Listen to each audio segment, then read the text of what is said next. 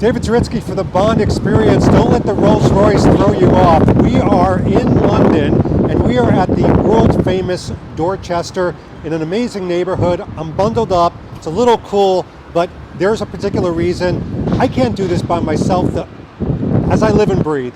Ladies and gentlemen, Ajay We must stop meeting like this, Mr. Zaritsky. What is going on? How are you? Welcome to London again. Thank you. You keep having me back. Slightly chillier since the premiere, but here we are in front of the Dorchester. What are we doing here, David? Well, I've asked you, as both a fan, a Bond historian, and an accomplished author, to show me around your stomping grounds here, and you agreed.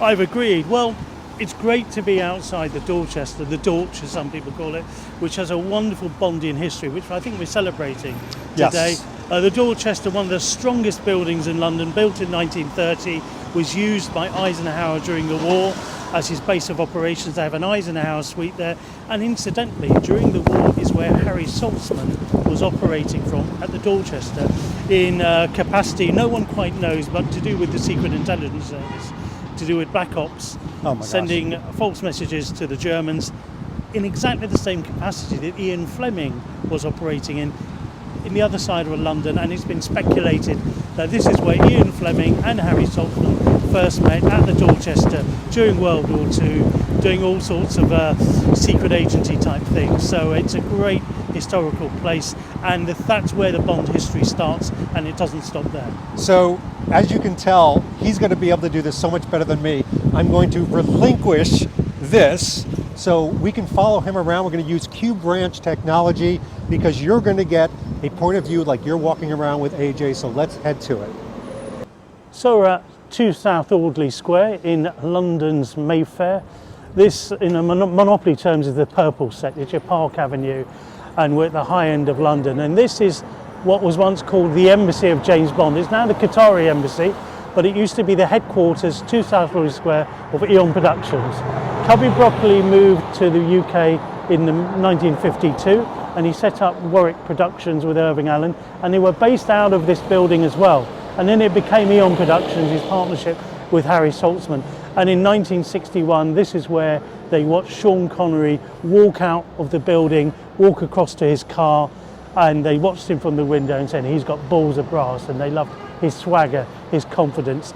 All the Bond actors have been here, from Roger Moore to Sean Connery to George Lazenby to probably Pierce Brosnan in '86 and Timothy Dalton. In 1992, they left this building, they moved quite close. But this is the home that Cubby and Harry built. So we're at Tilney Street, which is in the mid-60s. Harry Saltzman moved his offices there. So he was opposite Cubby Broccoli back in 2000 Audley Square. And Harry Saltzman conducted his bit of Bond business, Eon business, from here. You'll see lots of pictures of Jane Seymour from that balcony. There's a lovely story how Harry Saltzman wondered when he had meetings where everyone disappeared to, and they all went across to South Audley Square, and his secretary said because Cubby serves drinks, so Harry started serving drinks the next day. And it's an interesting piece of Bond history just across. Again, Audley Square, Tilney Street are stone's throw away from the Dorchester where we've just gone, just down that street there. So a lot of Bond business is conducted within these very short few square meters. So here we are at Les Ambassadeurs in Hamilton Place. This is the place where James Bond began. This is where Sean Connery ostensibly says, "My name is Bond," James Bond to Sylvia Trench. Of course, the set that we see in Dr. No was a set designed by Ken Adam, but he says it's based on the architecture of Les Ambassadeurs. We see an opening shot of, telling us it's Les Ambassadeurs Le Cercle, but that I think was a plate shot in the studio. The actual club can be seen in the Beatles movie A Hard Day's Night a year later, but it has that panache and that swish of a central London casino. As you can see, it's discreet. It's a private member's place. It's still quite, shishy. And yeah, you can imagine the scent and smoke and sweat at this place are nauseating at 3 a.m. Okay. Yes, I committed the full Tom Ford look from Skyfall. But you know, I wanted to do something a little bit different. I wanted to have a little bit of fun. So I got in touch with the powers that be at Crockett and Jones, the supplier of all fine footwear for James Bond and Daniel Craig. And I wanted to wear something unique, something that would be a bit of a statement piece.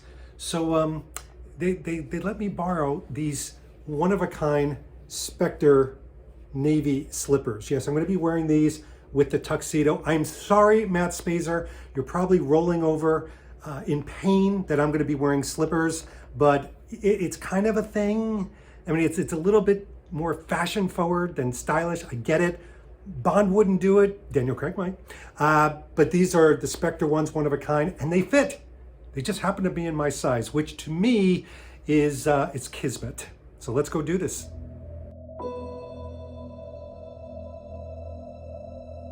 Okay, so we're at Les Ambassadeurs, Le Cirque, again, where everything happened, sort of. So they didn't film in the inside here. They took a lot of the architecture that you see, the ceilings, the coloring, and they replicated it at the studio. There's a small section that they filmed for the outside, but other than that, it's movie magic. But there's still a history here. Fleming would come here and write his short stories. Albert Broccoli, Cubby, would come here as well to wheel and deal. So this place has a heaviness, a gravitas to it. So we will show you around a little bit.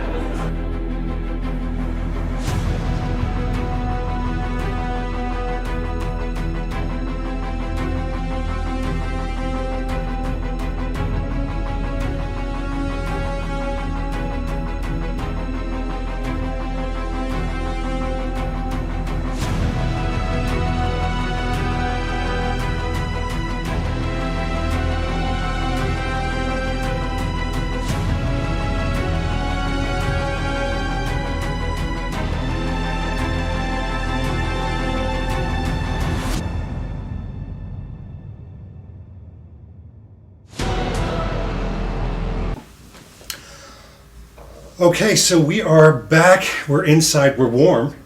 More importantly, it was a little chilly out there. Yes. So we're here sitting comfortably in my room at the Dorchester, where it's been an incredibly posh, comfortable stay.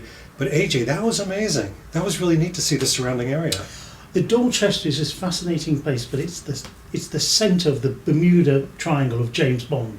We've seen the Eon locations, we've seen Eon headquarters.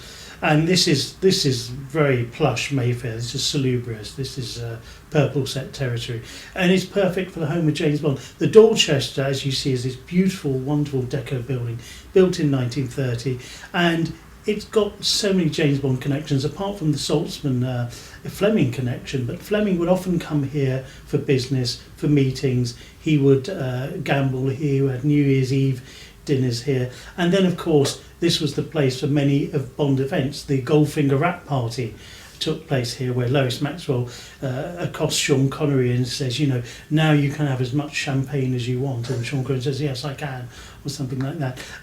Hal David, the lyricist who worked with John Barry on Moonraker, also wrote the lyrics for famously for Burt Bacharach's music, and The Look of Love, the 1967 Casino Royale Oscar-nominated theme song, sung by Dusty Springfield, was written here. The lyrics were written here. Burt Bacharach was staying in Belgravia in the late 66, early 67, when they were finishing the picture here. That notorious spoof. James Bond has been here, literary James Bond has been here. In 2013, William Boyd wrote a continuation James Bond novel, Solo. Yep. They celebrated that here with James Bond breakfast. Were you here for that celebration? I was here for the celebration. It was wonderful. It was a great return to literary James Bond. Yeah. You had a James Bond's Jensen Interceptor car parked outside. And William Boyd is a bit of a Bondian character himself. He's directed Daniel Craig in The Trench. He's written screenplays for Sean Connery in A Good Man in Africa. And he's, you know, done his bit for James Bond.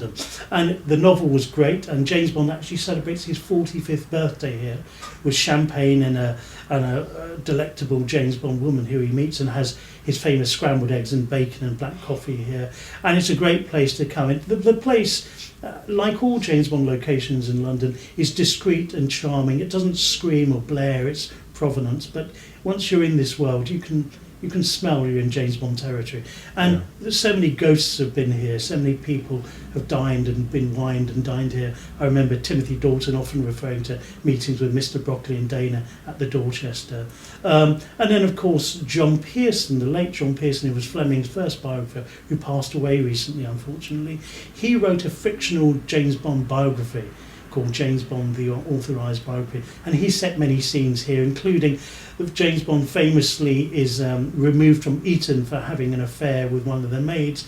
And John Pearson's biography says, well, it wasn't one of the maids, it was the sister of a friend of his, and it was at the Dorchester where that tryst occurred. So there's been lots of events happening here. I believe even in the John Gardner books, John Gardner sort of wines and dines a girl in Icebreaker at the Dorchester. So it's one of these pivotal London locations that is a landmark of London, and who naturally James Bond weaves his way around. And it's great to be here. Of course, many press junkets and James Bond events have happened here. Roger Moore was launched as James Bond in October 1972 on the rooftop. Pictures are great of that. The pictures are splendid of that. And of course, George Lazenby in 1968 was announced as James Bond here. There have been many press conferences and many junkets here. It's one of those types of places. And, it just reeks of the kind of oldie world charm, as you know. And we've just been to those other locations beside it. And it's part of that kind of, the London set, if you like. And David, you fit right in beautifully. You are too kind.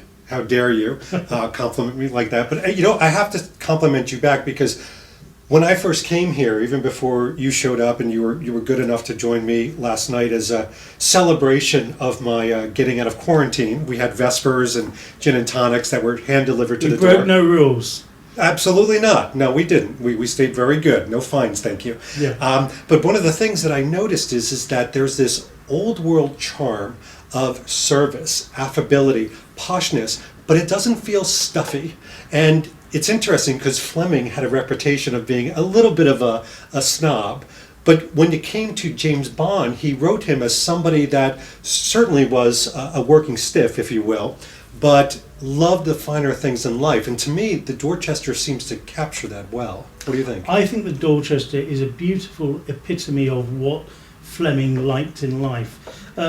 I dispute Fleming was a snob. I think he had an exactitude of what he wanted, which is, I think, and he was an individualist. Oftentimes he doesn't stay in the best hotel. He doesn't like the best things. He likes things for the sound of their names, or his Vesper Martini isn't how you traditionally would make a martini, but it's how he liked it. So I think that individualism, in a world which has become increasingly corporatized, I think the Dorchester remains one of these wonderful, independent, individualistic places, and I think that's what Fleming, and that's to some extent what the Bond experience is. It's you take the brands, you take James Bond, but you make it your own, and I think that's the essence, the spirit and essence of what Fleming does, of what the Bond experience does, what you do, and hopefully what everyone else out there chooses to do. We take Fleming and the Bond films as an inspiration, but we make it our own. That's it, and just kind of live it one moment at a time, so to speak. Yeah, exactly. That's great. AJ, thank you for taking us around. My pleasure, and I hope everyone enjoys their time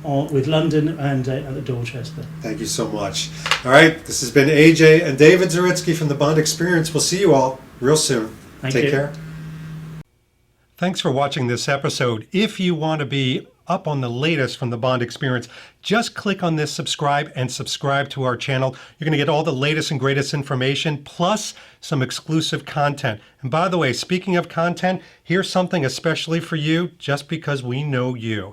Talk to you soon.